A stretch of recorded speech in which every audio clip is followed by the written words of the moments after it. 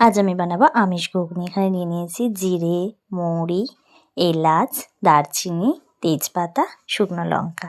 শুকনো কড়াইতে তেল ছাড়া এটা আমি ভেজে নেব। ভাজা হয়ে গেছে, এটা একটা মিক্সার গ্রাইন্ডারে দিয়ে গুঁড়িয়ে নেব। এখানে আগের দিন রাত্রে ভিজিয়ে রাখা মটর কড়াই, কুকারে জল দিয়ে কড়াইটা দিয়ে দিচ্ছি, আরও একটু জল অ্যাড করে দেব। এর মধ্যে দিয়ে দেব হলুদ গুঁড়ো, লবণ, দুটো কাঁচা লঙ্কা, কয়েকটা রসুনের কোয়া দিয়ে কড়াইটা আমি সিদ্ধ করে নেব। এখানে ভাজা মশলা, লবণ, ধনে গুঁড়ো, জিরে গুঁড়ো, হলুদ গুঁড়ো। এখানে নিয়ে নিয়েছি পেঁয়াজ কুচি, টমেটো কুচি, আদা রসুন বাটার, কাঁচা লঙ্কা। কড়াইতে তেল দিয়ে দিচ্ছি, এবার পেঁয়াজটা ভেজে নেব।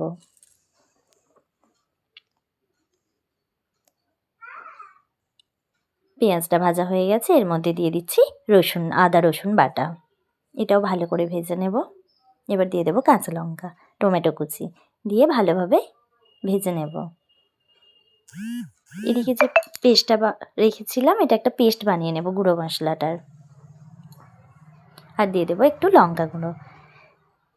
ঝালটা আপনারা যেমন খান সেরকম দেবেন। ভাজা হয়ে গেছে, এখানে ওই পেস্টটা দিয়ে দেব, দিয়ে ভালো করে মিশিয়ে নেব।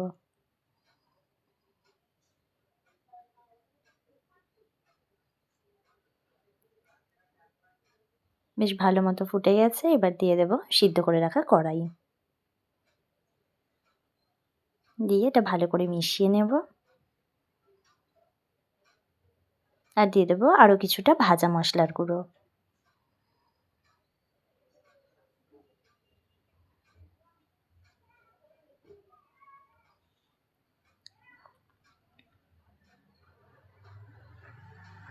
আর কিছুটা জল দিয়ে দেব।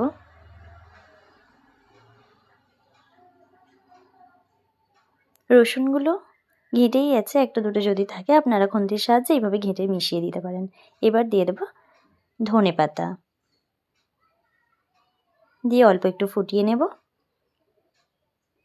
এবার ফুটে গেছে, রেডি হয়ে গেছে আমার ঘুগনি। একটা পাত্রের মধ্যে ঢেলে নেব।